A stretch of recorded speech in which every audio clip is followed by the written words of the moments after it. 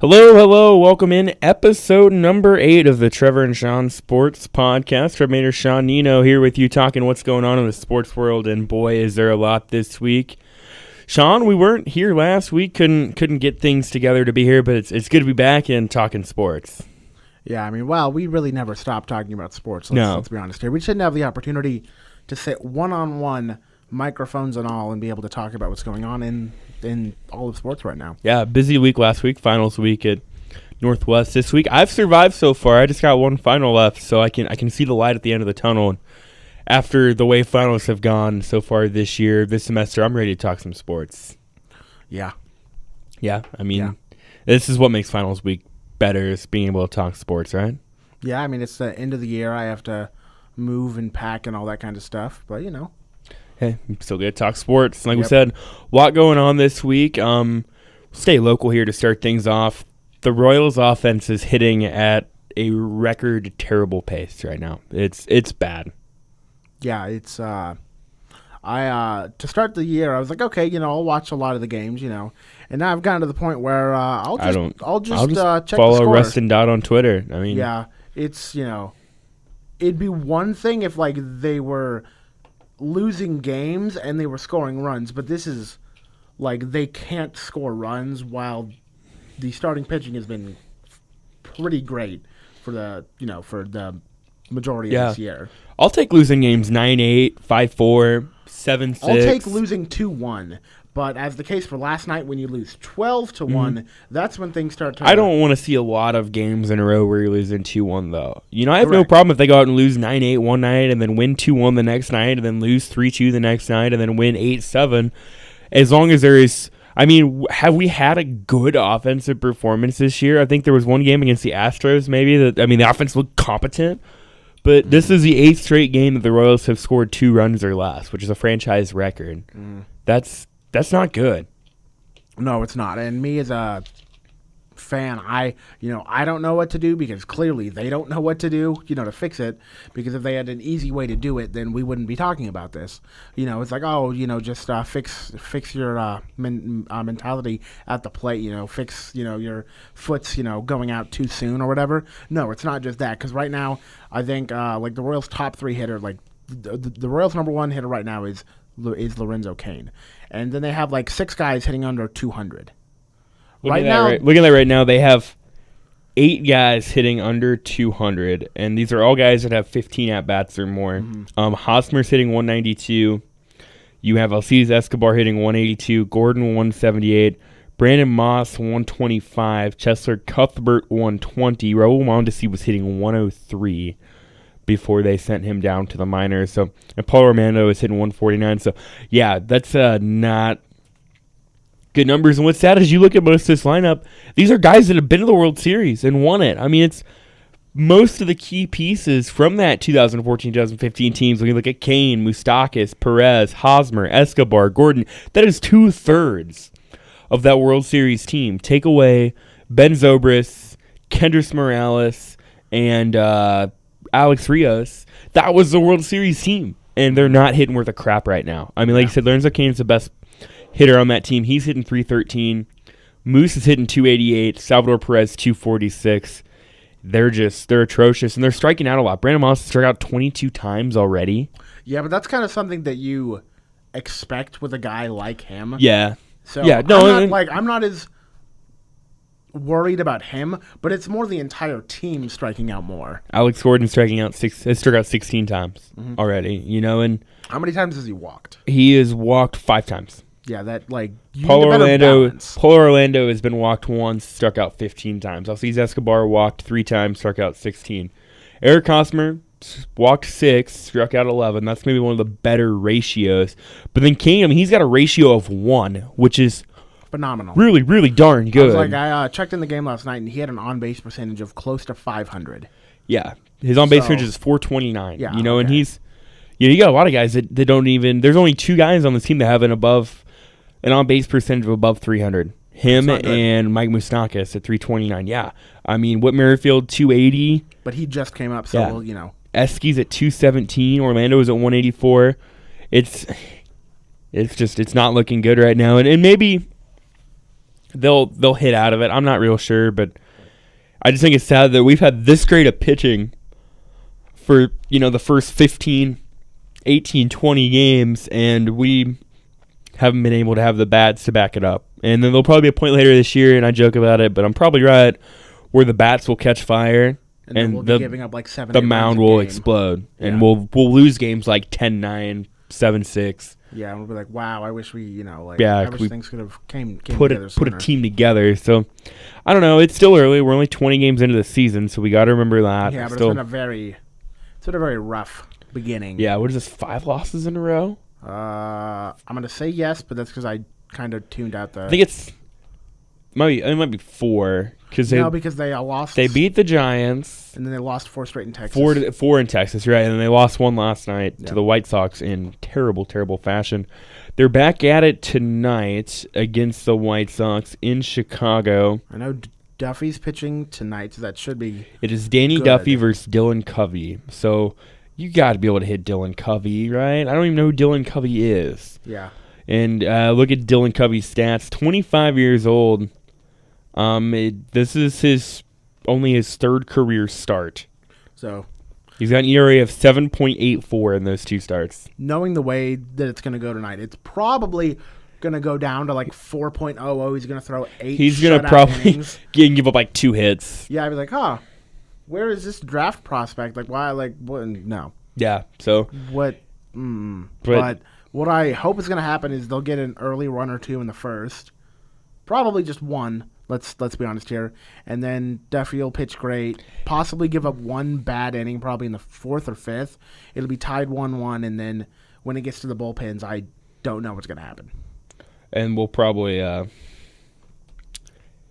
give up we'll probably have a solo home run at some point. Just going to mark it down. Mm-hmm. The Royals are going to lead the league in solo home runs this year, and it probably won't even be close. And it's not even funny at this point because they get that, and then that's it.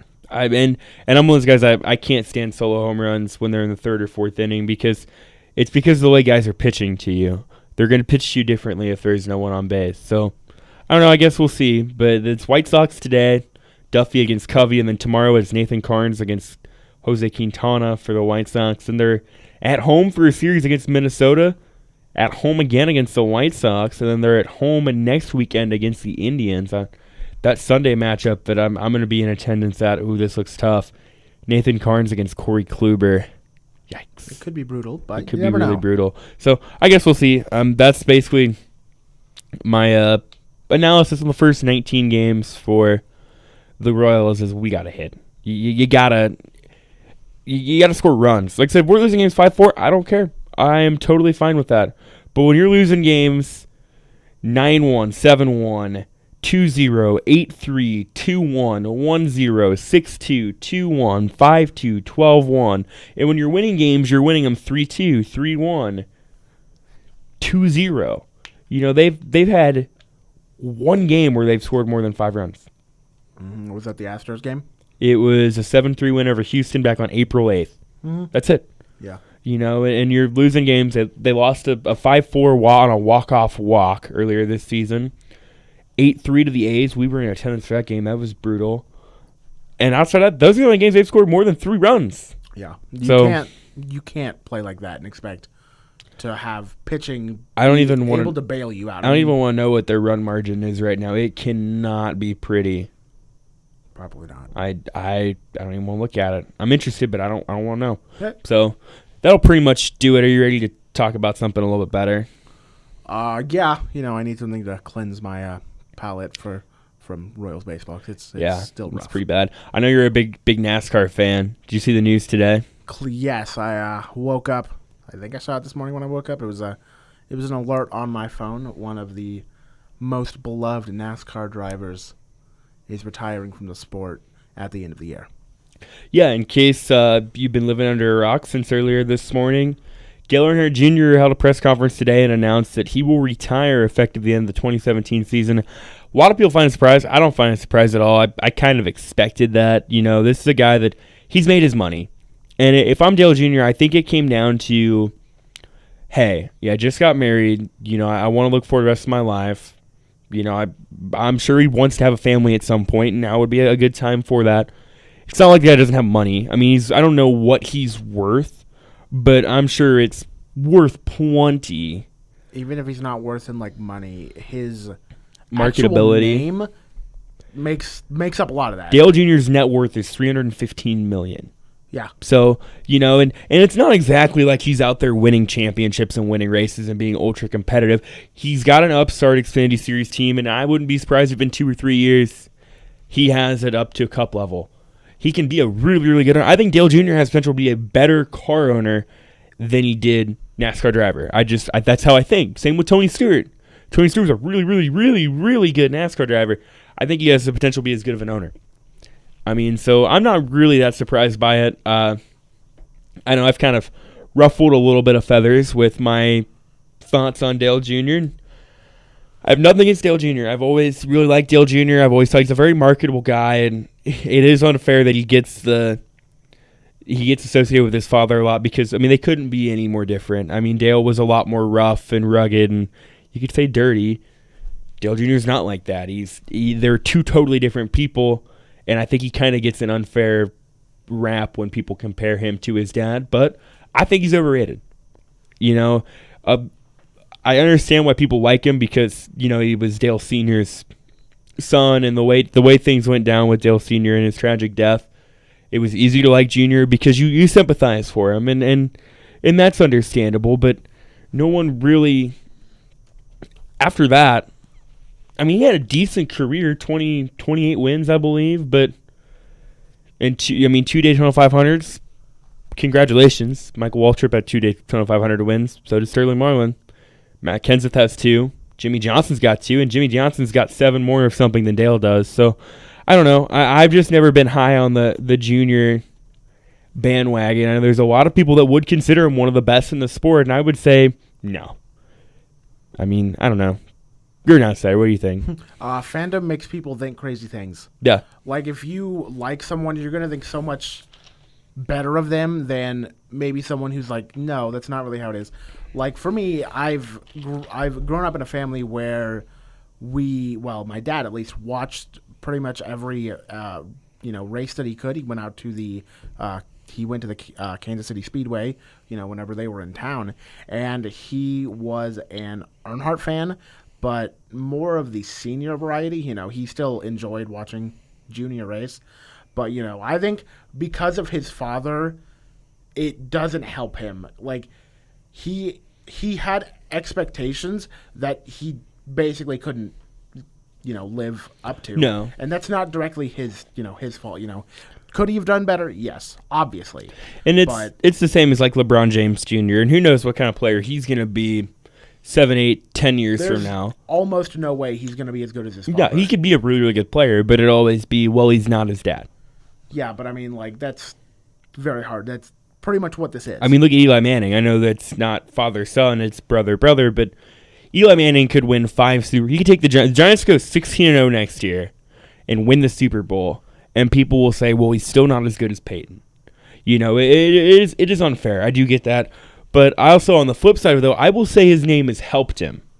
Mm-hmm. Yes, it has hurt him because people may not bring comparison to him.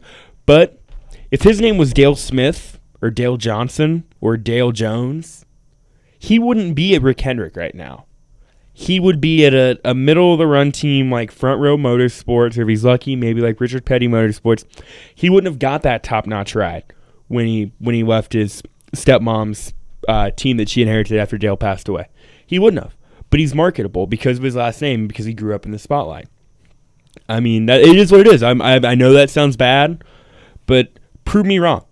I mean, how am I wrong there? Because it is what it is. If Dale Jr. was not Dale Earnhardt Jr., no one would even care that he retired because he wouldn't have the fan base he did. He wouldn't have... I mean, the performance hasn't indicated at all. The guy's finished outside the top 10 in points as many times as he hasn't. He's only finished the top 5 in points 3 times. Never really been a gigantic factor in the championship. He's had a couple of times where it's gone 2 or 3 years where he hasn't won a race. Dale Jr.'s last win would have been in, I want to say 2015. I get it. Last year he had the concussion and stuff. I get that. But, there's a lot of times that you forget Dale Jr. was even around. I mean, there's a 2-year span there after he joined Hendrick where he had the one decent year, made the chase, finished in the top 10. The next year he finished 26th in points. The next year he finished 21st in points. Congratulations. You were Greg Biffle. You were Casey Kane. You were Ryan Newman. You're an okay guy. You can win a race every once in a while.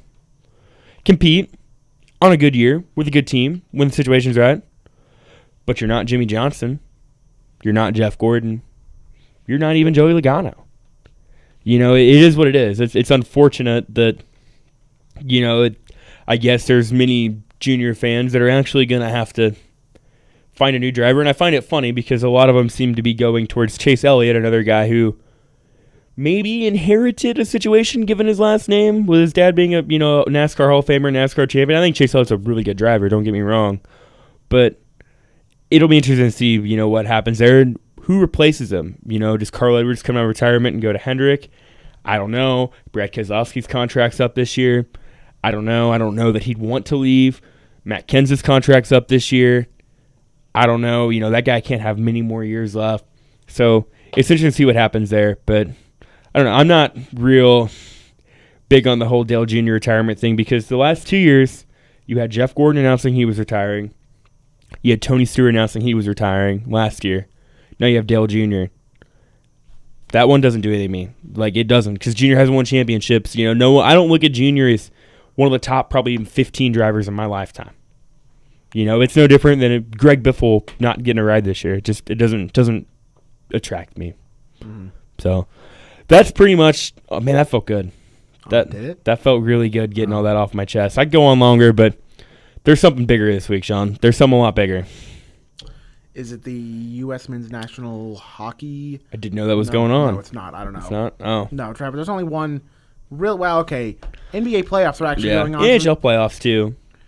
I see who wins those games, but I don't actually watch because I don't have a true like team that I root for. I have two that I follow closer than others, but Well, the Wild got beat, right? Yeah. So I don't care at all. I mean, I don't really care a ton, anyways. But yeah, so we'll move on now. I'm excited. The NFL draft is one of my favorite things. It's right up there with the March Madness. It's one of those things that doesn't really it matters, but you're like, why do people care about this? Yeah, these guys aren't even gonna do anything until really August. It's right up there with the March Madness selection show and the releasing of the NFL schedule. Those are my three favorite things, sports related, that have really no impact whatsoever. Yeah, I mean they put out the NFL schedule last Thursday. Last Thursday. So then a week later you get the first round of the draft. Exactly. And it's still first round break, second, third break, rest of it. Yep. Gotcha. Okay. Thursday, Friday, Saturday. I wasn't sure what to think of the Thursday, Friday, Saturday, and now I like it. So yeah, I think that gets it. Makes it its own actual primetime event. Yeah. When on Friday, it's kind of okay, Well, and see, it used to be it started at 11 o'clock on Saturday morning, and you went the first 4 rounds on Saturday, and then the last 3 on cluster. It was normally by about the end of the second round, I just didn't care, and I'll watch the whole first round Thursday night. Yeah. I'll tune in for most of the second round and kind of pay attention, and then on day 3. I'll check and see, and maybe every once in a while tune in and see who the Chiefs have taken, or if someone's fallen a lot, or which teams are taking quarterbacks, or if there's any Iowa player getting drafted, or there's a chance there's maybe a Northwest player or two that could get drafted. I don't know if they will, but they could. Mm-hmm. So I might see if Colin Bevins or Cass Weidel or Harold Brantley, if they don't get drafted, if maybe they sign with a team afterwards, because the free agency period for those guys start literally the minute that the draft ends. And I mean, it's kind of started now, even for some of those guys, gauge who has some interest, and they might not take you with a pick, but if you still talk to them and show what you can do, hey, if you're available, we'll take you. So, Sean and I have been busy at it this week, putting together a complete first round mock draft, and it's full of expertise, right, Sean? That's not the word I'd use, but the people who can hear us don't have proof of that. So yes, that's quality everywhere. Good answer. So yeah, we'll go through the whole 32 picks. We differ on some of them. We might be the same on some of them. We base this off. Yeah, if we had the same draft, it'd be boring. Not gonna lie. We base this off of what we felt was necessary, team need, best players available. So we do have differing opinion on some things.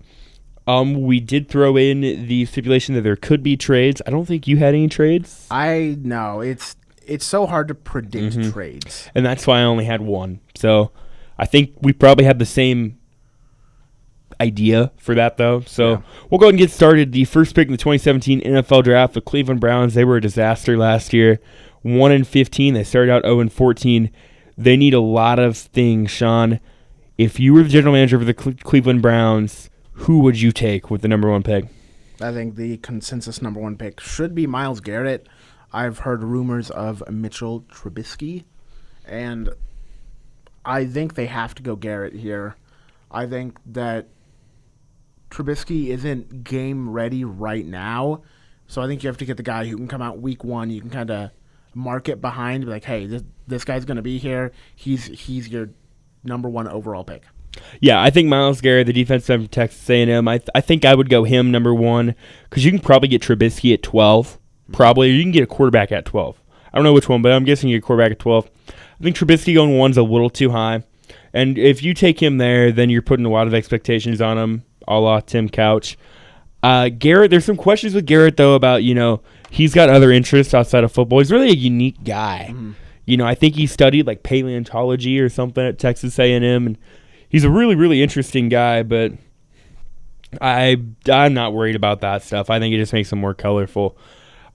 And he said, if Cleveland doesn't take me, I'm going to terrorize him for the next 10, 15 years. Yeah, and that'd be really funny if he ends up, they'd probably go to the 49ers, so they wouldn't play that often, unfortunately. But I think when they did, he'd try to do something. He's just like, I'm just going to beat your team down. That's simple as that. And I've heard a lot of differing things on him that, the Browns are worried that, he's not totally dedicated to the game, and then I've heard things about they have an astronomical grade on him, and I've also heard that he kind of reminds me of Jadeveon Clowney. He can, when he's on, he's really, really on, but there's times that he just kind of disappears. But Clowney kind of has the injury issues, though. And he had that in college, though, too. That's why he tended to fade back a little bit. But yeah, they have a similar game. I think Clowney's a little bit bigger. Yeah, but I guess we'll see. I mean, I hope he does well. Maybe not against the Chiefs, but yeah, I would take Myles Garrett. So we're in consensus on that one. Moving on now to the second pick, the San Francisco 49ers. They have a new head coach in town with Kyle Shanahan. 1 year after taking the Falcons to the Super Bowl as offensive coordinator, he jumped ship. He is now in charge in San Francisco, and they need a lot of different things, Sean. What do you see them going with number two? I have them going Jamal Adams, safety out of LSU, and this one was really hard to pick because I think they could go quarterback here, and I don't think it would surprise anyone. I think they'd be reaching a little bit, but it wouldn't be, yes, they do need a quarterback, so I could see them doing it, but since they need help everywhere, I went with possibly the second best player in the draft in Jamal Adams. Yeah, I have them taking, I'm going a different route here. I have Solomon Thomas, the defensive end from Stanford. I think they'll go edge rusher. This is a guy that's really risen up the draft boards lately. Local prospect. I mean, Palo Alto is not that far from San Francisco at all. They could scout him on a bicycle if they really wanted to. I'm not sure Solomon Thomas is the second best player in the draft, but I've heard the Niners are pretty high on him, so I'm going to have him taking Solomon Thomas. And you had Jamal Adams. Interesting. So I can see it. John Lynch is a former safety. I mean, I could certainly see it. I mean, you play in a division that the Seahawks built them. King in that the Seahawks built themselves on defense. Look at Arizona now with Peterson and Matthew. The Rams are fairly decent. Yeah, and so yeah, I can certainly see that. Moving on now, Sean, the third pick in the 2017 NFL Draft, the Chicago Bears.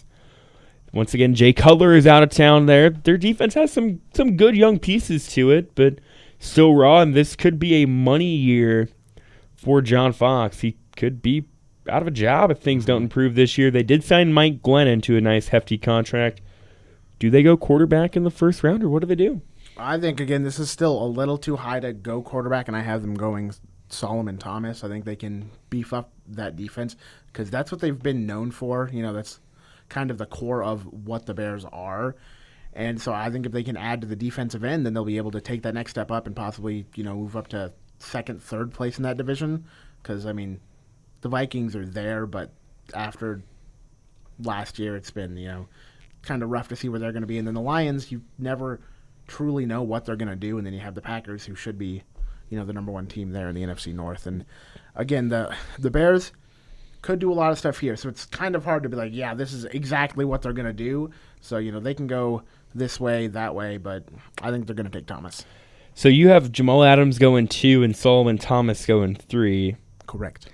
I have it flip-flopped. I have Solomon Thomas going 2 and Jamal Adams going 3.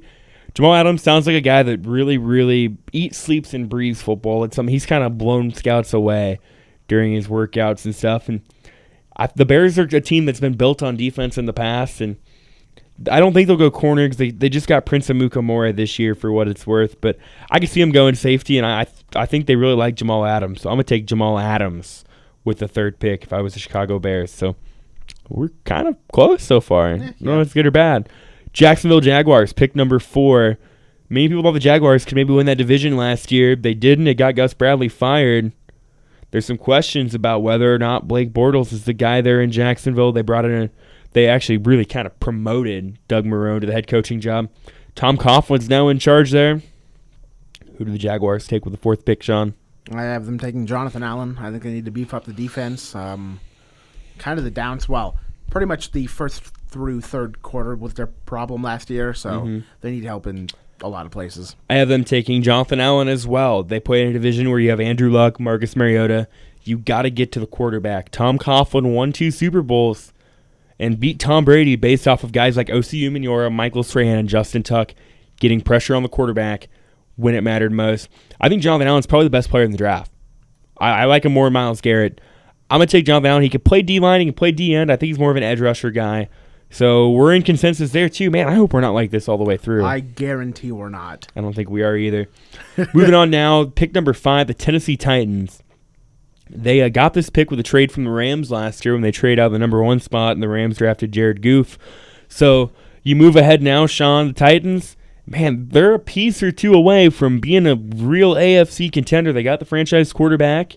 He just has to stay healthy. Because if he can't, then it's a lot of a shame. Because I enjoy the way he plays and all that stuff. He's a good story, But if he can't play, then, man, that just hurts. I guess with my pick, the one caveat I have with this spot is that I've seen mock drafts around the internet saying that this is a prime spot for someone to come up and get someone. So the way I picked this was if the Titans stay here, this is who they were going to pick. And I have them taking Marshawn Lattimore, cornerback. I think they need a bit more help on the defensive side of things. I think their front seven's pretty solid. Yeah, they just need help in the decent, safety and corner spot, and Lattimore being the best corner available, pretty much the best secondary guy there right now that they could pick that high, and so.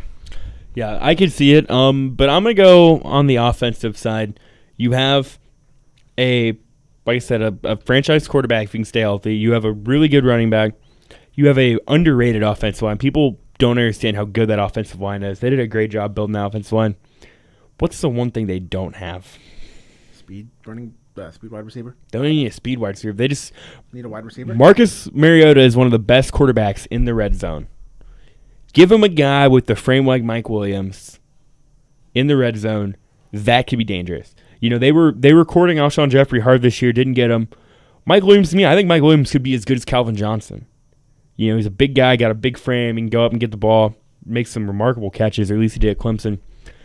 I think if they stay at 5, I think either Williams or Lattimore, but I'm going to go Mike Williams with this pick, number 5 to the Tennessee Titans. Mm-hmm. Yeah, it's not crazy to think about because that's kind of the one thing that they didn't have. I'm pretty sure they led the NFL in running, even though it was either them or the Cowboys, and I can't think of it right off the top of my head. But one of those two, I think it was Tennessee. I think that they have the line as you talked about in the backs to be able to lead them, and if they can add that guy that they can throw to anywhere on the field, then they will be set. Yeah, no, I totally agree with that too. Now this is where I think we really differ, Sean. You move on to the 6th pick, the New York Jets. They own it right now. They're in a mess as well. Most of these teams picking the top 10 are they're picking the top 10 for a reason, except for the Titans. The Jets were bad last year. Ryan Fitzpatrick was awful. Showed why no one wanted to pay him the big money before the season.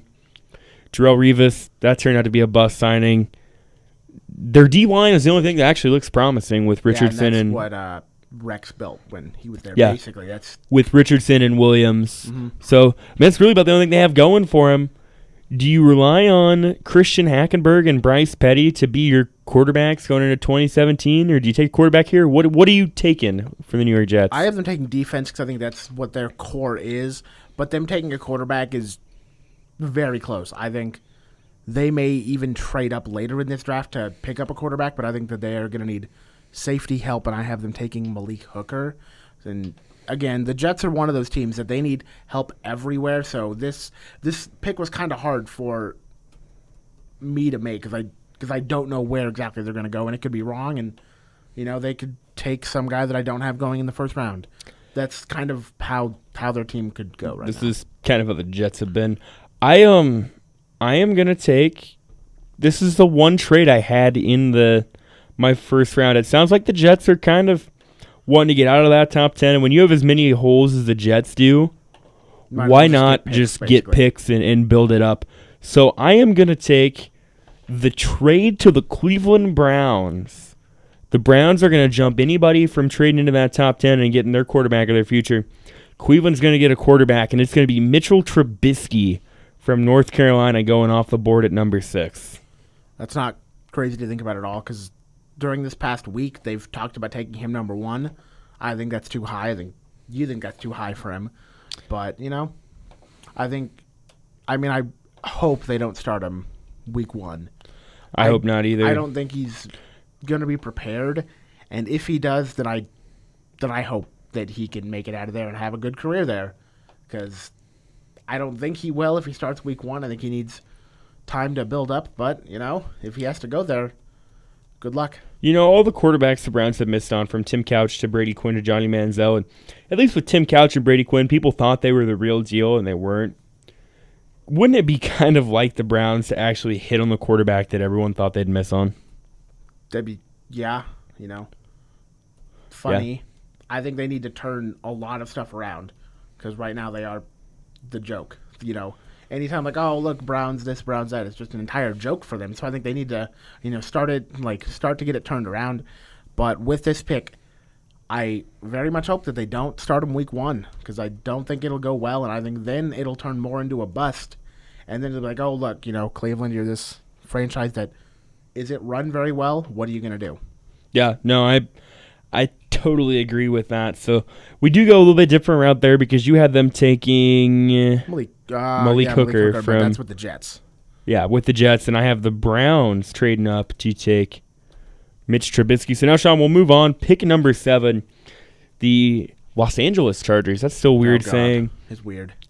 I feel like they have some pieces that this could be a 9-10 win team next year, given the right situation. It could be. They just kind of broke down towards the end of games. They lost a lot of games that they probably should have won too. So, this team couple bounces the ball a different way, and they're not finishing 5-11. They're 9-7, 10-6. So, what do you think they go here with pick number 7? I think these guys go wide receiver and a guy that you already had taken off the board in Mike Williams. I think, as you talked about, he is that big guy, and they kind of need that guy because who they've gone to has been Antonio Gates, but he's super old. Keenan Allen's more of a speed guy, and he's also injury prone. So you need that number 1 or 2 guy that you can throw to, and I think, as you talked about, Williams is that guy for almost any team.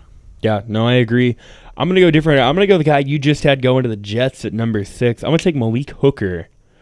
They miss Eric Weddle bad, and you could tell at times this year. And looking at their secondary, Jaleel Dye is a solid safety, but it's just not getting the job done the same way. Hooker has potential to be a Pro Bowl talent. So I'm going to take Malik Hooker from Ohio State, number 7, to the Chargers. Mm-hmm. So I could be wrong. I probably will be wrong. But yeah. And like I said, this isn't really factored in trade, so we could be really wrong. Probably after my very first pick, everything's going to be wrong. Oh, yeah. Yeah, and we could be wrong in the first pick, too. There's a very good chance. Well, I wouldn't say a very good chance, but there's a chance.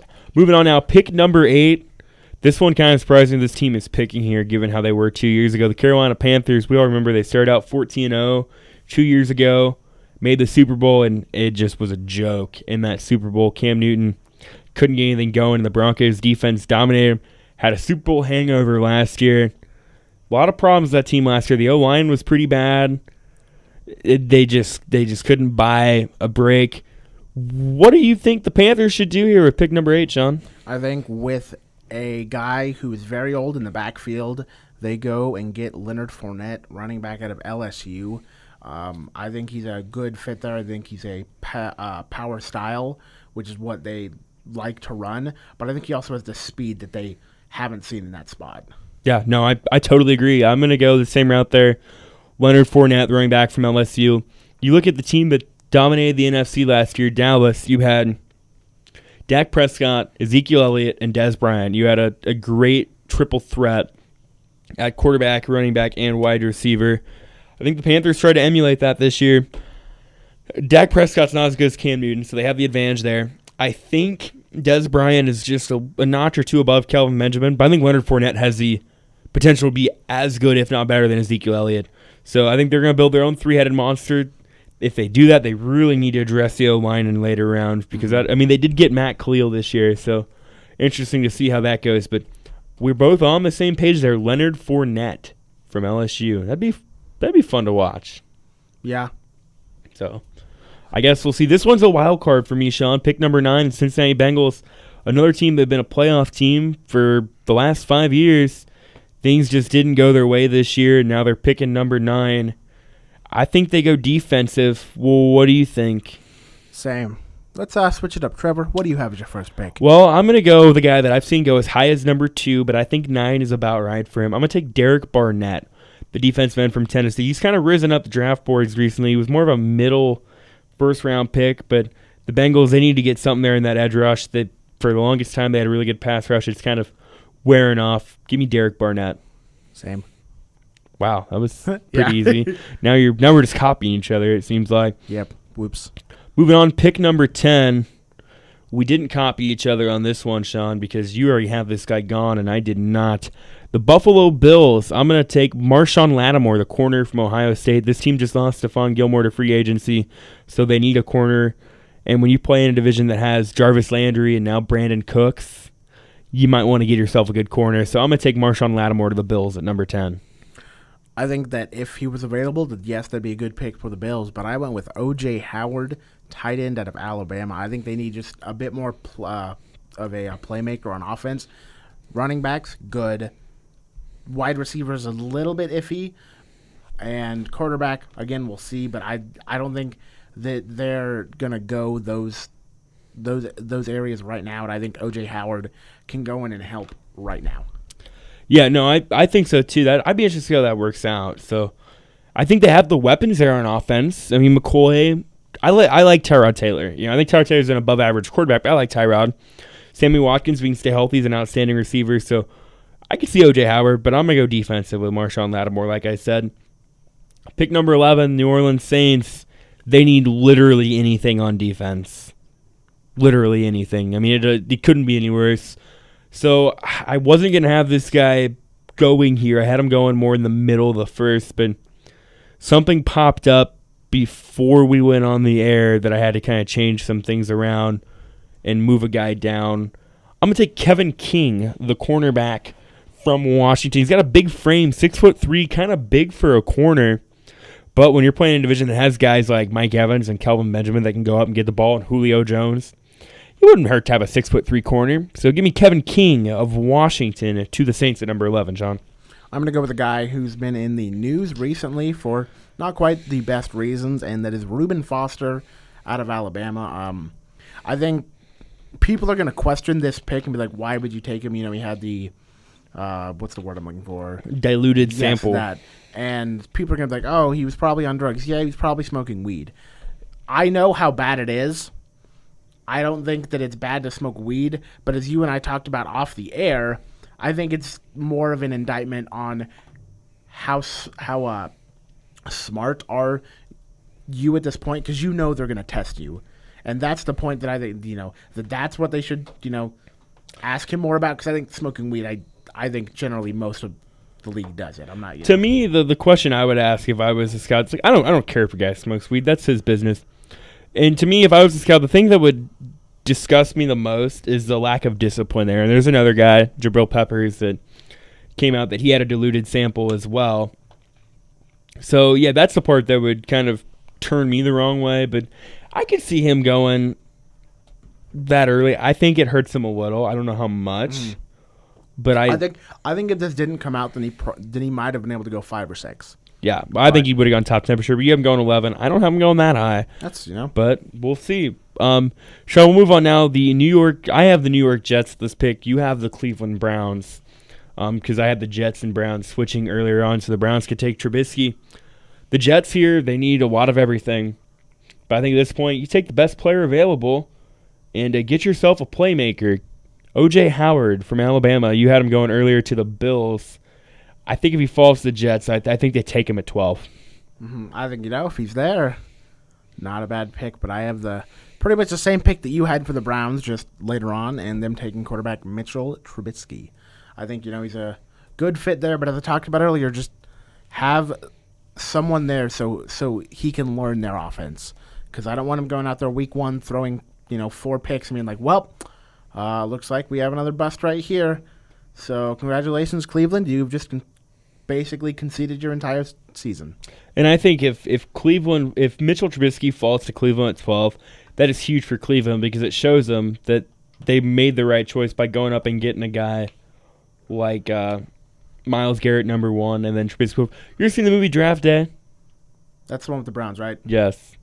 Great movie. I could see. I might watch that when I get home, actually. So, yeah, I could see it. So, yeah. I mean, we're the same but different. So, yeah. Well, yeah. We both have Trubisky to the Browns. You have him at 12. I have him at 6.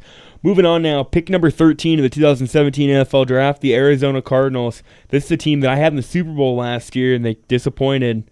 Carson Palmer was kind of dinged up. He's getting up there in age. Larry Fitzgerald up there in age. A lot of people thought he was going to retire this year. Chose to come back for another year. They have some good pieces together in the defense. Sean, I'll let you go first. What do the Arizona Cardinals do with pick number 13? Cardinals select Marlon Humphrey, cornerback out of Alabama. I think with this, they can basically lock down both sides of the field. And with this, I think they can take that next step up or re-climb up there. Because, you're facing off against the 49ers and the Rams. You're almost guaranteed second place in that division.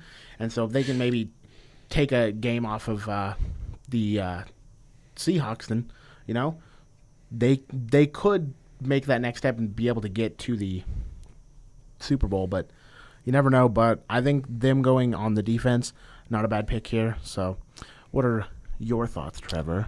What is the one thing that Bruce Arians is most known for? I don't know. Quarterbacks. Good. Here's a guy that molded Ben Roethlisberger into a great quarterback, molded Peyton Manning. I bet you didn't know that. He was Peyton Manning's first quarterback coach. He's great with working with young quarterbacks. Andrew Luck, he was Andrew Luck's quarterback coach his rookie year, helped him get to the playoffs. The best situation for Deshaun Watson is to go somewhere where he can sit and learn. Carson Palmer is a guy that I think would be a really great mentor, and to have the leadership of Larry Fitzgerald, even if it's only for a year, in the locker room to help you along the way. I think he fits an offensive scheme that Bruce Arians likes to run really well, too. Gives him another dynamic to the game because he can be mobile. I think Deshaun Watson goes 13 to the Cardinals, and if not, I think he slides. Yeah, I think that's not a bad thing to be able to see. Because I think if he doesn't go here, then no one after this really has that kind of need for Deshaun Watson. I think it's the Cardinals or another team. And you could see a situation, too, where if he goes past the Cardinals, you could see a team like maybe the Jets. They could trade back up. We've seen that before with the Browns have done it. The Vikings did when they drafted Teddy Bridgewater. They could even trade back again, like if they go with your idea, give the pick to the Browns and trade back again because they, again, need so many things to be filled that why not just acquire draft picks? Yeah, I agree. So moving on now, pick number 14, the Philadelphia Eagles. They started out hot last year. Didn't quite finish so hot. Carson Wentz, pretty good for the first 6 or 7 games, and then he came back to reality. Do the Eagles get him a weapon, or they bolster their defense, Sean? I think they are going to pick up a spectacular weapon. I think they're going to get a guy who has recorded the fastest 40 time in the NFL draft. Take that as you will. And I think they get John Ross. I think they need that speed guy that they're able to throw to. I think after Deshaun Jackson left, they're kind of missing that from their team. And I think he can come in there, and I think he can play right away. Yeah, we have the same mindset there. We both have them taking an offensive weapon, but we have two different offensive weapons. Doug Peterson, their head coach, was the offensive coordinator in Kansas City, and he relied on a guy named Jamal Charles who, wasn't maybe an every down back, but he could do two things really, like a catch, and he could run really well. I think they go kind of the same here. I'm going to go Christian McCaffrey, the running back from Stanford, going 14th to the Eagles. Sounds like they really like him. Gives him a speed threat. I'm not sold on McCaffrey, not just because I'm an Iowa fan, but I don't know if his game transitions over great, but I think Doug Peterson could work well with him. So I'm going to take Chris McCaffrey, 14 to the Eagles. Is that too high? No, because I've seen him possibly going 8th. Yeah. So it's not crazy to think about, but... Yeah, so I have him going 14 to the Eagles. That means he stays out of the AFC West and doesn't torment the Chiefs for the next however many years. Yeah. So moving on now, 15th, Indianapolis Colts. They need a lot of needs. They have a franchise quarterback, and they're just wasting away the best years of his career. Do they get him help? Do they bolster their defense? Do they get him a weapon? What do you think, Sean? I think the Colts go with the Supreme Taco Charlton. I love that name. Yeah. What's his actual name? Vedunte. So I understand why they call him Taco. But, yeah, so I can see that. I can see him going. I think they go defense. I have him going a different route. I have him taking Hassan Reddick, the linebacker from Temple. This is a guy that I originally thought was a late first, early second-round pick. He's been going up the draft. Yeah, I've seen him going as high as, to the Bills at 10. So, yeah, I like Hassan Reddick here. He really impressed at the Combine in his pro day, so I think he'll go to Indianapolis at 15. Chuck Pagano, former defensive-minded coach. Well, former defense coordinator, still a defensive-minded coach. Yeah. Likes those defensive guys, so I'm going to say him right there. Sean, we're almost halfway done. Good. Sean's tired of talking draft, No. right? Well, I enjoy talking about, I'm not as much like, oh, yeah, this guy went and did this, but, seeing the names and, okay, what are the team's needs? That's what I enjoy. Yeah. Halfway home, the Baltimore Ravens, they started out pretty good last year. They lost a crucial game on Christmas Day to the Steelers that knocked them out of the playoffs. Ray Lewis obviously isn't there anymore. Ed Reed's not there anymore. Terrell Suggs is getting up there in age. No one really knows what's up with Joe Flacco after he got that big contract. Who's their running back? Yeah, there's some questions with the Ravens. What do you think they do here, Sean? I think one name that they have fallen in love with is Corey Davis. I think he's one of the guys. I saw a name earlier today, and it's eluding me that if he was gone, they were going to take someone else. Maybe Reuben Foster. I think if he slips that far, I think he could be a good fit for the Ravens. But with this, I think they go Corey Davis and just add to that offense, and they'll, I think it's, he can go right in basically like all of the other wide receivers taken before. Yeah, go in and just perform. I think so too. The Ravens wide receivers are not what you would call great right now. I think Mike Wallace and the other guy is one I'd never even heard of. I can't even think of his name right now. But exactly. Rashad Perriman has some potential maybe, but he hasn't panned out yet. So I'm going to go Corey Davis as well, 16 from Western Michigan to the Ravens. Now, pick number 17, the Washington Redskins. That whole organization is a mess right now. They have a franchise quarterback right in their hands. They don't know what to do with him. So he's going to get dirt rich this year after getting dirt rich last year and then probably go to another team next year. What do the Redskins do here? I believe you still have Deshaun Watson on your board. Do they get the replacement to Kirk Cousins? Do they bolster a need?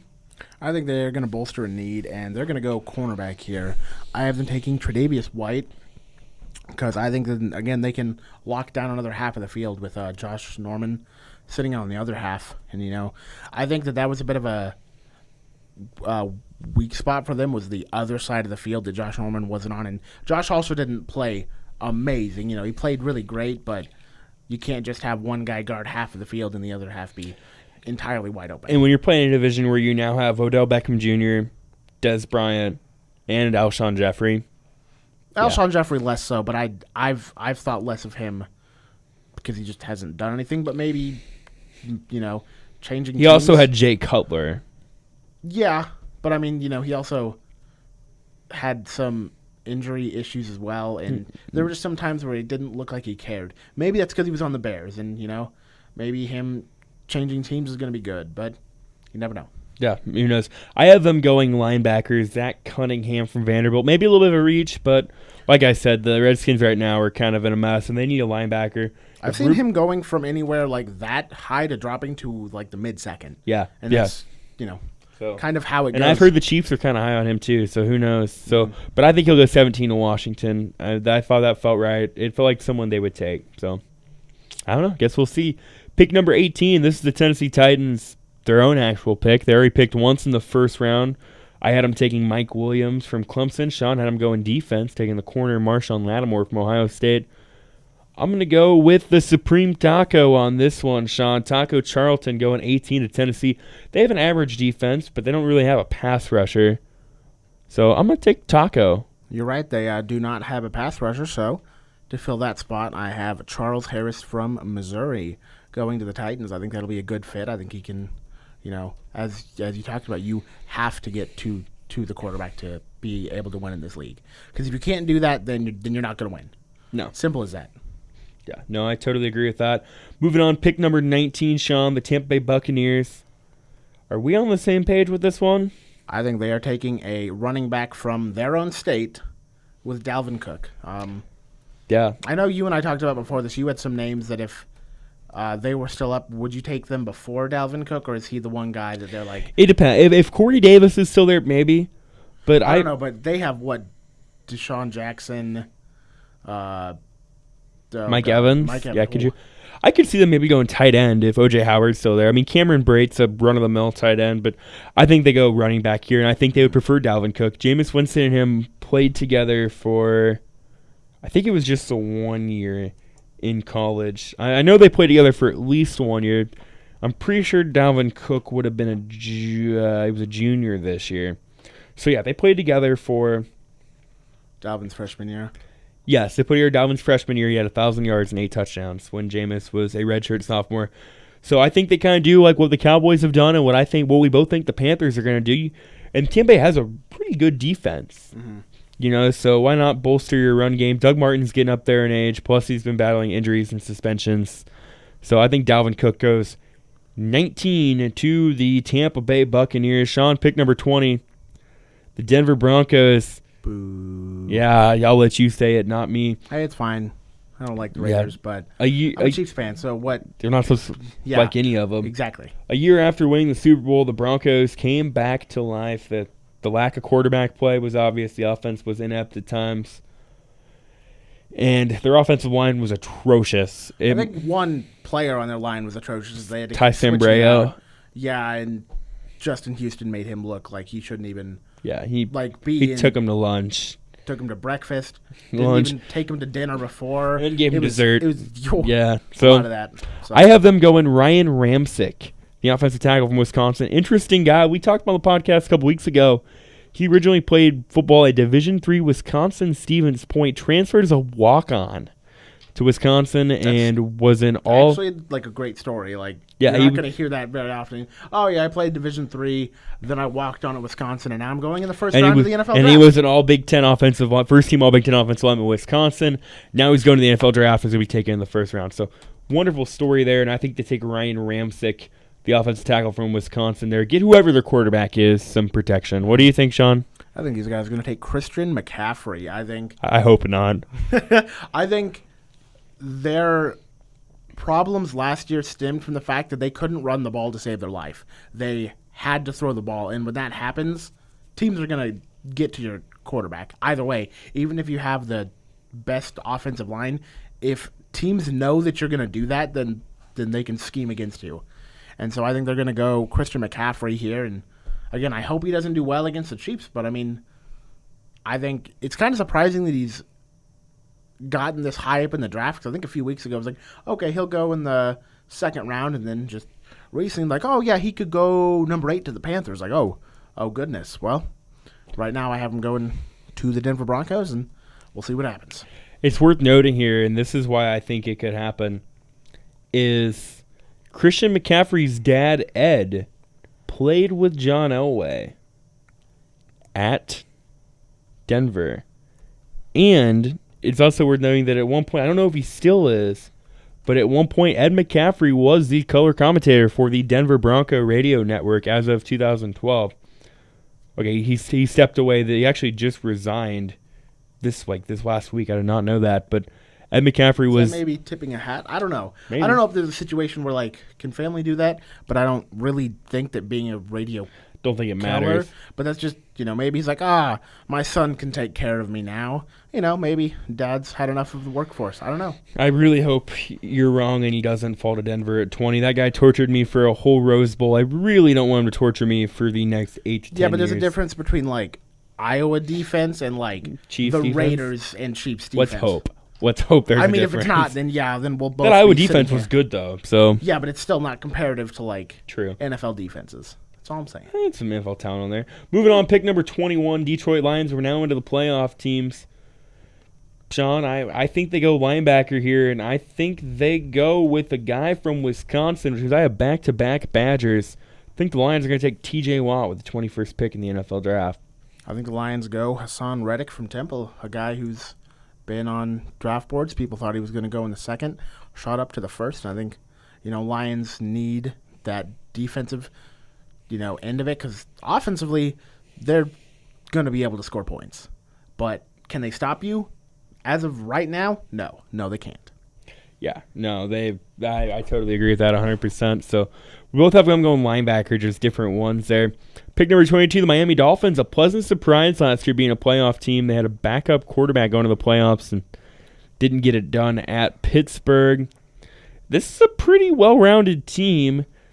I think they bolster their offensive line. It's a pretty good offensive line. They took Laramie Tunsil last year at 13, which I think was a steal. But the one spot that I think they can improve on is guard. Uh-huh. So I'm going to have them going with my favorite name in the first round, Forrest Lamp from Western Kentucky. Damn, I had that too. Yeah, I think that they need to get that spot.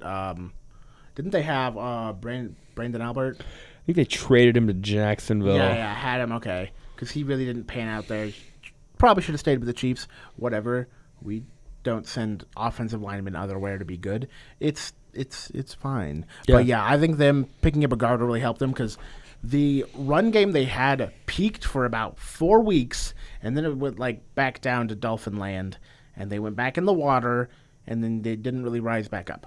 Yeah, no, I think that's pretty accurate. So we're both going offensive line there. Same pick. Brilliant minds think alike there. Well, I don't know where these minds are. Yeah, I don't know where they are either. But moving on now, pick number 23, the New York Giants. They have a quarterback who's maybe towards the end of his career, Eli Manning, and who knows with some of the stuff coming out recently with the fraud allegations with memorabilia and stuff. You have who I think is the best wide receiver in the NFL in Odell Beckham Jr. They did something no one else has been able to do. They went out and basically bought a good defense. What do they do here, Sean? Do they add to that defense? Do they grab a running back? I don't know. Maybe they reach for one. Do they get the quarterback of their future? Do they bolster their O-line? I think they take who might be the best available player at this point in Garrett Bowles. I think he's still up at this point, and I think they need to add to that line, because Eli Manning gets hit way too much, and as you talked about, he's getting older. He might just be on the field and just break. Yeah, it's tough to say. So you have them taking Garrett Bowles, the offensive tackle from Utah. I have them going a different route. I think they give Eli Manning another weapon. They have a really, really good receiving core now with Brandon Marshall and Sterling Shepard and Odell Beckham Jr.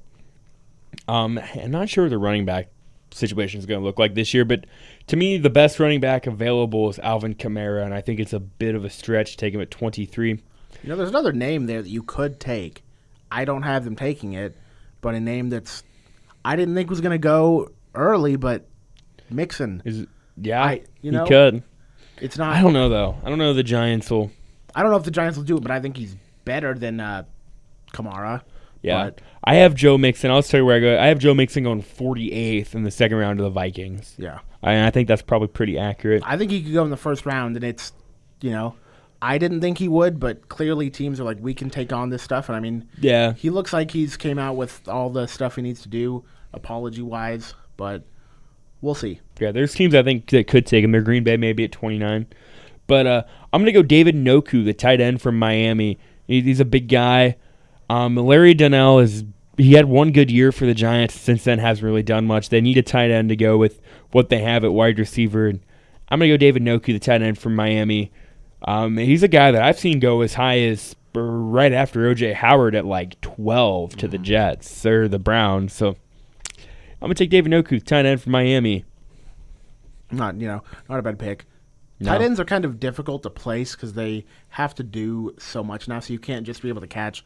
You also have to be able to block and that kind of stuff. So it's hard to be like, yeah, you can go do this when you can kind of just pick up a guy who can, you can pick up two guys that, hey, this guy can catch, this guy can block. Why, spend this high of a pick if he might be able to do both, or we can stick with what we have and be able to go, and possibly fix the defense.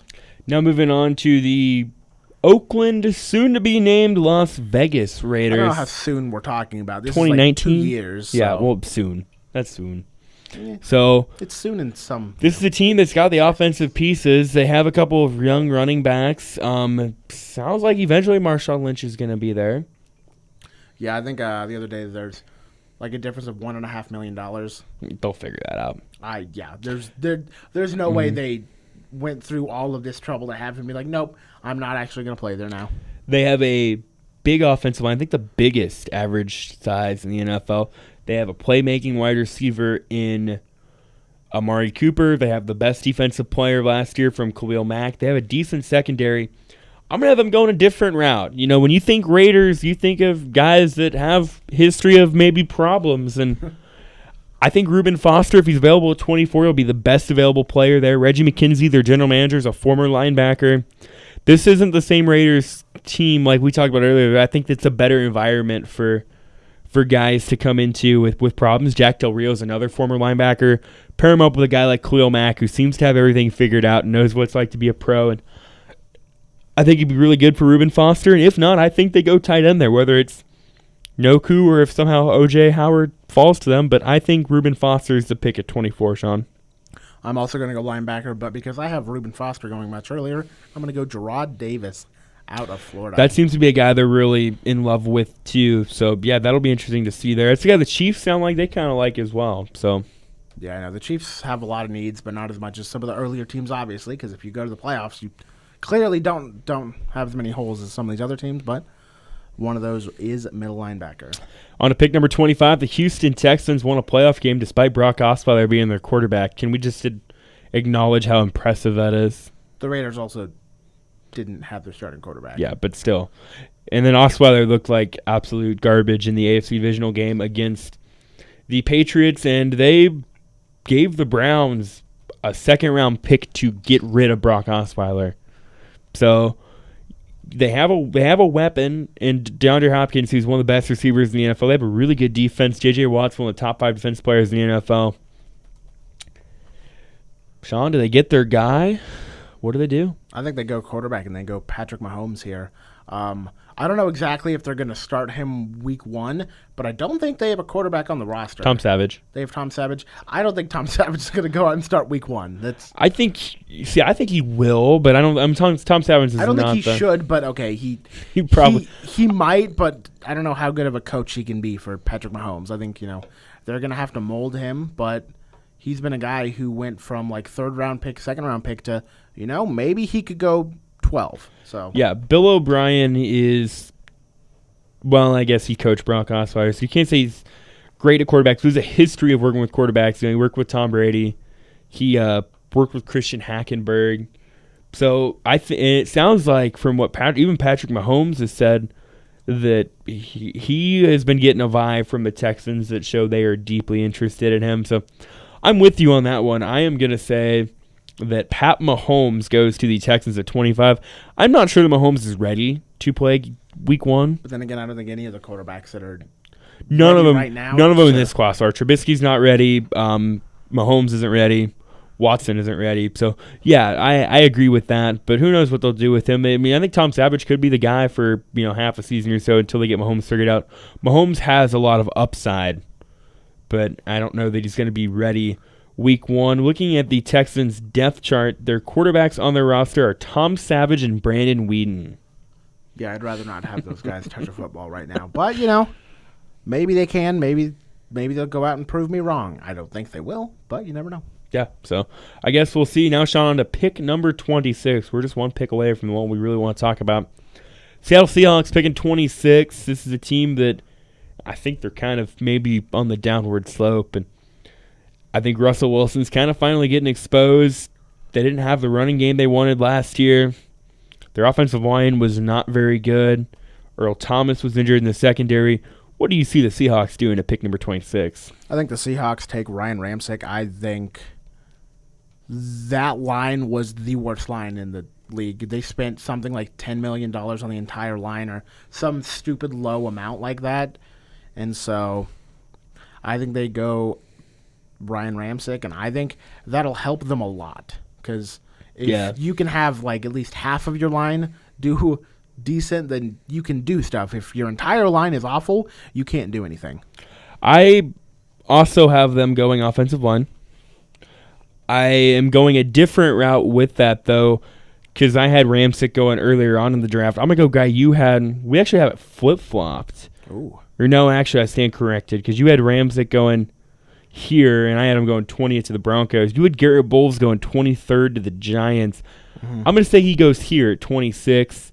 The Seahawks did sign Luke Jokel this year, which you can take that for what you want. He hasn't been able to stay healthy. Do you think there was a time we actually wanted the Chiefs to take him over Eric Fisher? And Fisher hasn't been great. The fact that Fisher's like one of the 10 best players in that draft is sad. Yeah, I mean, he's not bad, but he's not good. Correct. So he's average. But, hey, I guess it's a good thing we didn't take Luke Jokel. Yeah, but I guess so. That's the guy or possibly even Lane Johnson. Did he go 3 or 4? Lane Johnson went 4. It was Eric Fisher 1, Luke Jokel 2, Tion Jordan 3, Eric Fisher 4. I'm going to pull up that top 10 real quick before we get the Chiefs pick. That was just a bad draft class. I mean, Tyrann Mathieu was in like the 4th round. I mean, there were issues with... Wasn't that because of the weed? Yeah, there were issues with Tyrann Mathieu of why he didn't go into the first round. Okay, here's the top 10. The Chiefs took Eric Fisher at 1. The Jaguars took Luke Jokel at 2.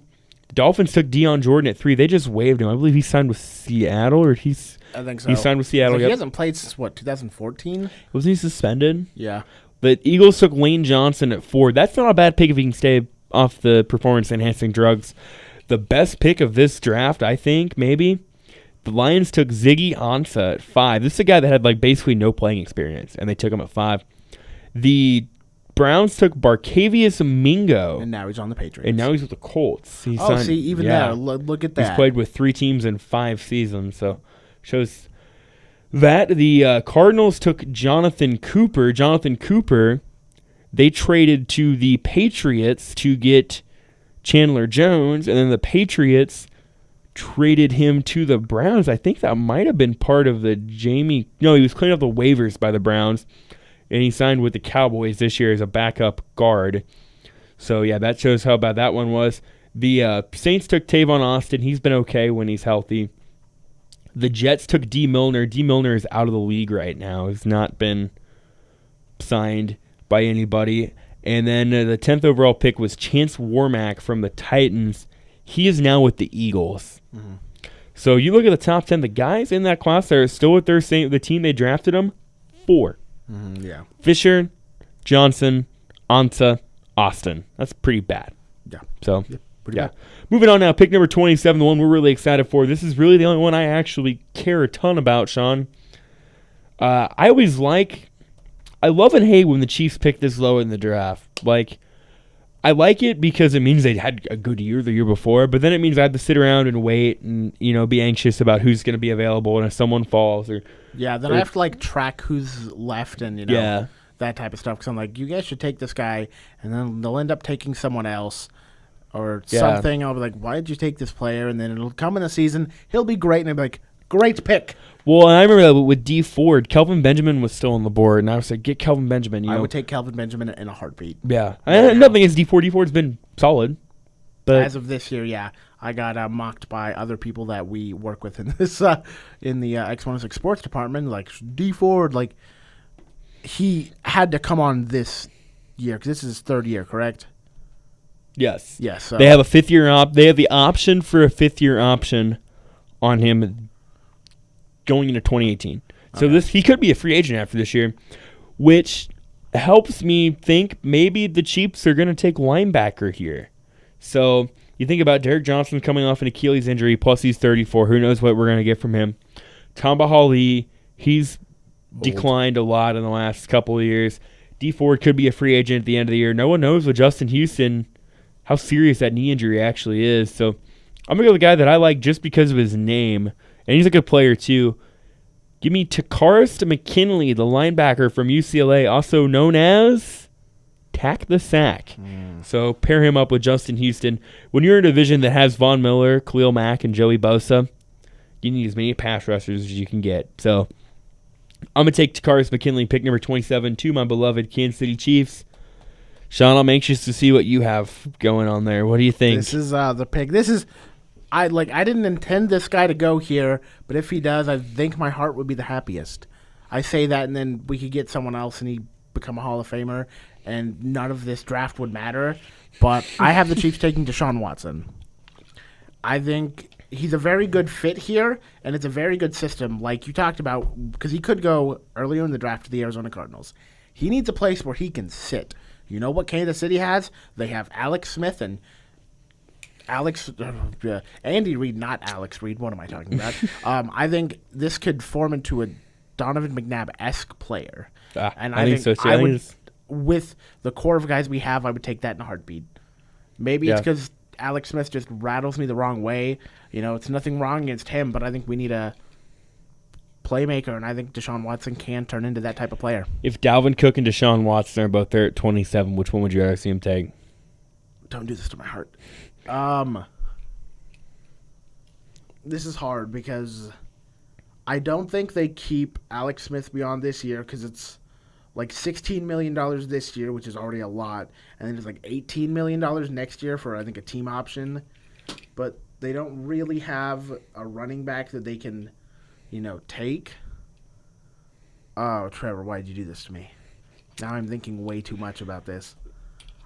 I think they go quarterback still. I think they will. I would almost rather see Dalvin Cook. I think you can get a quarterback in the second round. I think Deshaun Kaiser or Davis Webb would be there in the second round that you could take and build. The name's eluding me. The guy from Pittsburgh. Nathan Peterman? Yeah. I saw that on many of the mock drafts I was looking at today. I was like, I mean, he wouldn't come in and start any of the guys that the Chiefs could get for quarterback. They're not going to come and start, so.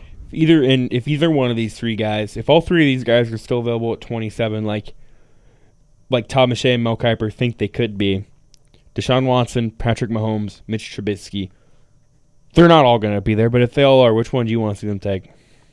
Either Watson or Mahomes. Yeah, I would say Watson. So, one of those two. I don't know. I just don't trust Trubisky, but I also think he's gone before this. Like, I don't think that there's any way that he's not there, that he drops into the second round. No, I agree. I hope you're right. I hope Deshaun Watson's there at 27. I don't think he will be. So I really hope you don't get me all excited about this for nothing. Because if he is there, I will be. I've been excited about this since Clemson won the national title, and it was hinted that it could happen type of stuff, Yeah. So I mean, it's been a thing where I've seen Deshaun Watson go high as number 2. Yeah, and he could go in the second round. Yeah. So it's weird. Some scouts have a top 10, top 15 pick on him. Some guys have a second round, third round draft grade on him. I think he needs to sit. But he's got some things in his game that can be worked out. But he reminds me a lot of Donovan McNabb. Mm-hmm. I think it's pretty fair. So I can see it. If he's there, I think they take him. I really do, but I don't think he's there. Moving on now, pick number 28, the Dallas Cowboys. They have the best offensive line in football, the best young quarterback, and maybe the best running back. They have a good wide receiver. Sean, do they go defense? Yeah, they almost have to, right? Mm-hmm. Yeah, they don't really need anything on the offensive end. Who do you think? They have the quarterback they need, running back, wide receiver, maybe a tight end, but I don't think there's anyone. You can get one of those in the second or third round. True. They definitely don't need an offensive line, so I think they go and shore up one of the half of their fields, and they go get Kevin King. Kevin King, the corner from Washington, like I said, he's got a big frame, 6'3". I had him going 11th to the Saints. I've seen him literally going anywhere from 11th to the Saints to 32nd to the Saints to middle of the second round. So yeah, that's kind of the issue with doing a draft. Is like this guy could go anywhere. It's how that individual team feels about that guy. And it depends on who goes where, too. Mm-hmm. I have them going with the guy that you had going 18th to the Titans. I'm going to take Charles Harris, the defensive end from Missouri. Sounds like they're really in love with this guy. And they've whiffed on some guys that were questionable. Randy Gregory, Greg Hardy, they've whiffed on some guys. Charles Harris doesn't have that vibe. I think he falls to them at 28 and they get their guy. Not a bad pick. As you talked about, I had him going earlier. And they really just need to make the defense better because last year was, I think, an aberration where the defense played okay enough to keep them in games. But if they can actually make the defense good, then I think the Cowboys will be around for a while. Yeah, I think so too. Pick number 29, the Green Bay Packers. They started the year 4-6 last year, went on a 6-game winning streak to end the season, got to the NFC Championship game, and it all fell apart, losing bad to the Atlanta Falcons. Sean, one thing I noticed last year in watching the Packers, and it showed in the NFC Championship game, their defense was bad and their secondary wasn't very good in general. I haven't taken a Dory Jackson, the corner from USC. I think they need to bolster that, and I think they just need to go corner. I don't even know they have a good reason to go corner. I just think you got to bolster that defense. I'm also going to go with the defense, but I think they go with the guy who's in state. They go TJ Watt. They pick up the linebacker out of Wisconsin. Me following Green Bay. Doesn't he have a brother that plays in the NFL? Yeah. Doesn't he play like fullback or something? Yeah, he played tight end every once in a while. That's true. No, but like in all honesty, who was the guy that got the Watt brother that was drafted last year? Was it Derek? It was he Derek. Played for the Chargers, I believe. Wasn't he a fullback though? I think he was. Yeah, see, that's why I said fullback. I honestly... Yeah. But then he has his other brother, JJ, who's an all-NFL defensive player. He could probably go play corner. Defensive player. He could play quarterback, cornerback, safety, linebacker. I don't know if he could play quarterback because they'd probably try that, but they probably... It's Derek Watt. He's a fullback for the Chargers. Yeah, good. It's a very lucky family. You don't have... many guys, they don't have the chance to go in the first round, but to Derek go... Sixth round. I was like, he definitely didn't go in the first as a fullback. No one's taking a fullback in the first round. Being able to have a family take two guys in the first round, I think it's outstanding. And I think he just goes to Green Bay, and I think he will be one of the most loved players up there because they have a very close knit team, close knit community because it's a team that's owned by the actual city. My mother is actually one of the owners. Funny enough. So anytime they have the owners meeting, I am absolutely welcome to go. But, I think TJ Watt's the guy. Why don't you go to the owners meeting? Because it's like in August and I have to work. Okay, that makes sense. Moving on now, pick number 30, the Pittsburgh Steelers. They broke my heart last year, and then they got their hearts broken in the AFC Championship game. They could go quarterback here if there's one they like. Ben Roethlisberger's getting up there in age. He kind of played the retirement game this year. He might have done that for, maybe the Steelers to play their hand and pick up some other guys, but yeah, maybe it's true. And he's like, don't have that much left. And he's a bit injury prone right now. Yeah, no, I agree with that 100%. I think they're gonna go defensive. When you think Pittsburgh Steelers defense, who's the one player that sticks out to you in the last 15 years? Troy Polamalu. Exactly. I'm going to go with a guy named Obi Melifonwu. Kind of sounds like Troy Polamalu, doesn't it? Ooh. I don't know if he's got the hair like Troy Polamalu, but he's a safety from Connecticut. I've seen him going late first round. So I think they bolster that and go Obi Melifonwu from Connecticut, pick number 30. So I kind of cheated with this pick, and I put two guys on here because it depends how the Steelers feel about one of them, and I'm going to go with the normal pick first. I think they're going to go linebacker and one guy that, could go anywhere from mid-first to mid-second with Zach Cunningham from Vandy. But the name that's been in the news this week is Jabril Peppers. I think with him, they might take him, but who knows? Yeah. Because with that kind of issue, it depends on how the team feels. It's not really he smokes weed. Well, I mean, there are a few players on that Pittsburgh Steelers team that have done that before. So clearly, guys are doing it. Yeah, so I don't know. I could see it, and it sounds like they like him, so they could say, you know what, we're not that concerned about it. We'll take him. Mm-hmm. So, and I mean, before this, he was a bit of a mid to late first round pick. I had him going 17th to the Reds. I actually had the Redskins taking Jarrell Peppers, and then when that came out yesterday, I switched it to Zach Cunningham. So it sounds like you kind of did the same thing except with the Steelers. Mm-hmm. So yeah, I mean, I can see it. Moving on, pick now. Number 31, the Atlanta Falcons. In case you didn't know it, they blew a 28-3 lead last year in the Super Bowl to the Patriots. What kind of lead was it? 28-3. 28-3. Yeah, you thought 3-1 was bad. Try 28-3. To me, really, outside of the Super Bowl, there wasn't anybody that could get the quarterback all year in that team except Vic Beasley. I think they go out and get a guy that can do that, and I think they get the second best name in the first round, a linebacker from Houston named Tyus Bowser. He's risen up into the first round in some mock drafts. I'm going to take him 31st from the Falcons.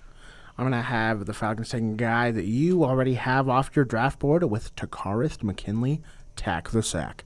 And I think they're going to enjoy the pick, and as you talked about, they need defensive help. They need to be able to get to the quarterback because we all know that offense last year was one of the 8 best offenses of all time. But clearly, if you blow a 28-3 lead, you need help on the defensive end or, something, because if you have guys scoring that much on you, then you're not doing your job. Yeah, no, I agree wholeheartedly. Last pick of the first round, Sean, the New Orleans Saints. They got this pick for trading with Brandon Cooks to the New England Patriots. There was some talk that maybe they could trade it back for Malcolm Butler. Sounds like they've kind of eased off on that. They're not going to go Joe Mixon, I don't think, because they just signed a guy named Adrian Peterson today. Mm-hmm. So they don't really need a running back. They could go the heir apparent to Drew Brees, but they also have a guy named Garrett Grayson on their roster. They took the second-round pick a couple years ago. You have 3 straight linebackers going here at picks 29, 30, and 31. Do the Saints make it 4 in a row to end the draft, or what do they do? Nope, I have them picking a Dory Jackson cornerback out of USC. I think their defense really needs help anywhere. And they're pretty much like the Falcons, except they don't have as good of an offense as the Falcons, and it shows. You had them taking 2 defense players. You had them going Reuben Foster, the linebacker from Alabama, with pick number 11, and then you have them going to Dory Jackson, the corner from USC. Earlier on in the draft, I had them taking Kevin King, the corner from Washington, and then I'm going to go this way. They just traded away Brandon Cooks. I think this guy slides down just because there's some questions, I think, about his hands. He's obviously got speed because we saw it at the Combine. John Ross from Washington, last pick of the first round. I've seen him go anywhere from 10th to middle of the second round. I believe you had him going 14th to the Eagles. Mm-hmm. But I think he's going to fall down, give Drew Brees that speedy wideout again, and replace Brandon Cooks there in New Orleans. So, yeah, I mean, I think if they want to truly get better, then they should go defensive end or on the defensive side. But you never know. Maybe they just load up that offense and say, we're going to score more points than you. Try and stop us. A couple quick questions for you before we wrap stuff up here, Sean. Where does Joe Mixon go and when? I think he can go in the first round. I know we did this podcast, and I thought he wouldn't go until the 5th or something around there, but with talks that I've seen around the league, I think if he doesn't go in the first, then he's going to go in the second. I am going in the second round to Minnesota. This broke right before we went on the air. It made us change our mock drafts a little bit. Ohio State cornerback Garyon Conley, who's projected by many to be a first-round pick, has been accused of a sexual assault in Cleveland, Ohio from a couple weeks ago. He's facing a rape accusation. Not wonderful timing for this at all. Does Garyon Conley get drafted, and if so, what's an ideal round for him? With this news coming out today, I think teams are just going to be like, nope, not on our board. But I think he's going to sign with a team. I don't think he gets drafted, but then again, Tyreek Hill was signed by the Chiefs. But that also didn't happen 48 hours before the draft. And so with this situation, it's very difficult to be like, oh, yeah, he's going to go in this round, or this round, because you don't know. Yeah, I'm going to make a bold prediction. I think he gets drafted. But I think it's probably like 5th round. Because, I mean, how many 5th rounders actually make the team anyways? So what's the difference in if you draft a guy if you draft him in the 5th round and this turns out to be nothing, then you've got a first-round talent with a 5th-round draft pick. If you draft the guy in the 5th round, assuming he's still there, and it turns out there is more to this, you're cutting ties with a 5th-round draft pick. You're not cutting ties with a 1st or 2nd-round draft pick. This isn't quite the same as a draft pick that happened either last year or the year before, but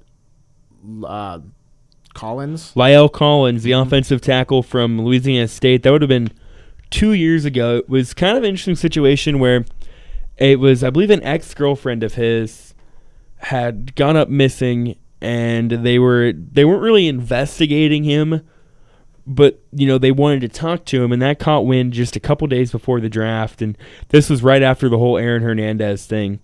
So teams took that very gently, and they shied away from him, but it worked out for him because he ended up going to a really good offensive line with the Cowboys. So he could go undrafted, but I think he goes 5th, 6th round. I don't know who takes him, but I think by that point, I think some general manager, head coach will go, you know what, this guy's got 1st-round talent. There's teams right now doing their homework on him. There's teams that are checking to make sure, they're talking to his attorney, they're talking to, to Urban Meyer and just trying to get a vibe on what actually entails in this. So I think he still gets drafted, but who knows? We could be totally wrong on that. If the Chiefs take a quarterback not named Trubisky, Watson, or Mahomes, who do you hope it is? I mean, it's not going to be in the 1st round, I'll tell you that much. If they take a quarterback not named one of those 3, then it's not going to be in the 1st round. Probably Peterman from Pittsburgh, maybe Deshaun Kaiser, who's the other guy from Brad Kaya? I think he could, but I think he kind of goes in the 3rd round. I think he's dropped off a lot of guys' boards. So yeah, I think Brad Kaya has got the tools, but he makes some mistakes too, and he's still got some learning to do. Very raw. There's another quarterback that could go in the 1st round. I think Davis Webb from California. If he's there in the 2nd round, I actually have the Chiefs taking Davis Webb in the 2nd round. He's a guy that played at Texas Tech, lost his job to Mahomes, transferred to California, had a good year there. So I could see Davis Webb slip into them. So Cal does produce good quarterbacks, so it wouldn't be a surprise. Yeah. So, and one last question: does Colin Bevins get drafted? I guess to bring it back here, I think it'll be in either the 6th or the 7th round. I think it's just how it goes with a lot of Division II players. I've seen a lot of guys, or I've seen on the internet, people have interest in him. And one name that I think is getting a lot of surprisingly national headlines is Simon Mathieson.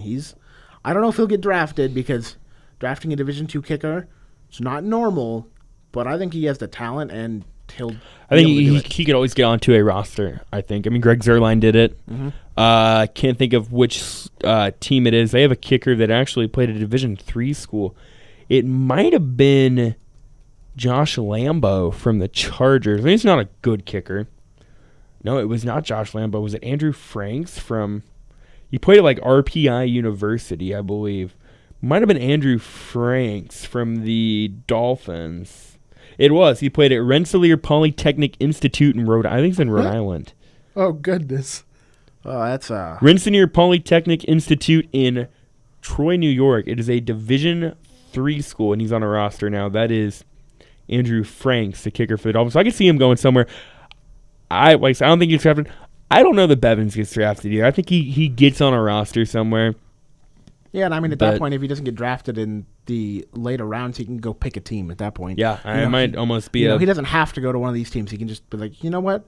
I'll go see what teams are like. I can go to a team that fits my style better. And then, we can go out and, show that, yes, I do belong here. I got two last questions. Oh, goodness. Trevor. Over under the NFL, the 1st round lasting longer than 3.5 hours. What time does it start? 7. If there are trades like there could be, then I'll go the over. If there aren't trades, I'll go the under because teams get 5 minutes, right? 10. Ooh.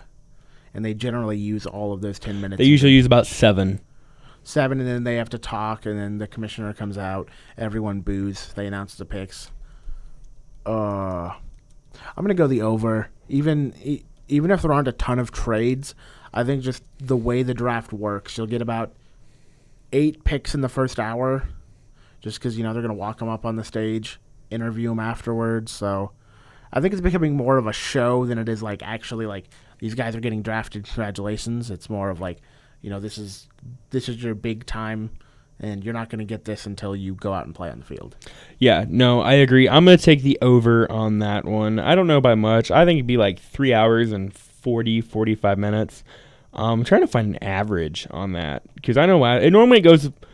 It should be done by 11. I believe it might start at 6. I'm not for sure, but I think 3 hours and 45 minutes or so. And one last question. How much does Roger Goodell get booed the first time he comes out? Very. I mean, it's kind of the thing to boo him. I don't remember a time when he's been commissioner that I haven't heard boos.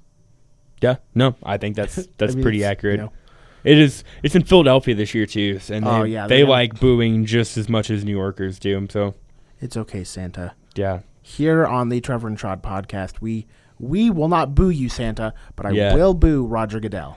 I will boo Roger Goodell. I will boo Madison Bumgarner. I will boo Christian McCaffrey. But I bet the Eagles fans do not boo Christian McCaffrey if he's drafted to the Eagles at 14 like I think he is. I think there'll still be boos in the audience because it's in Philadelphia and they hate everything. So yeah, it very easily could be.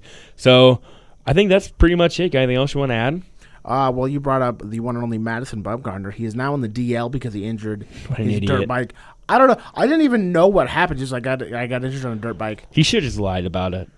So maybe, but he has that kind of background where he's that country boy type of thing. So I think he's without riding a dirt bike, it was an accident.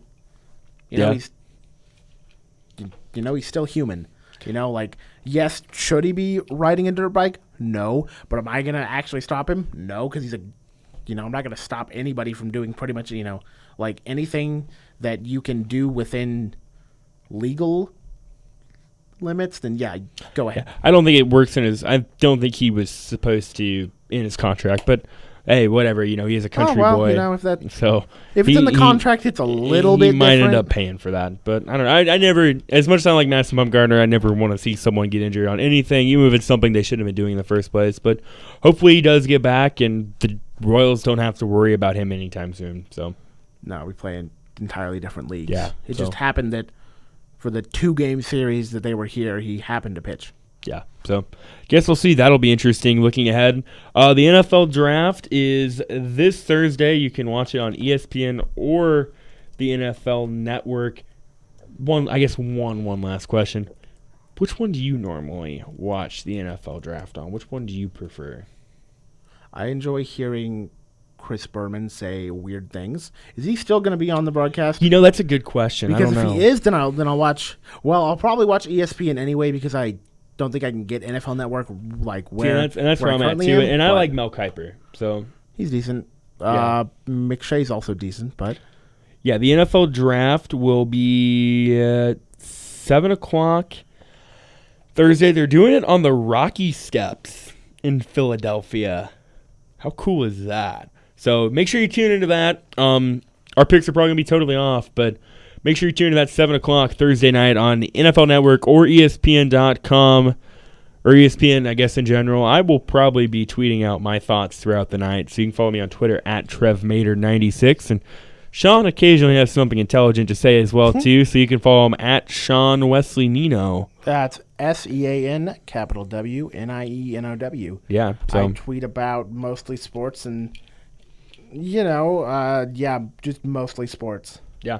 So that'll do it. I think we're going to try to get down here and find a time next week. Not for sure when or where, but should have episode number 9 of the Trevor and Sean Sports Podcast up next week. Thank you to everyone for listening. For Sean Nino, I'm Trevor Mater.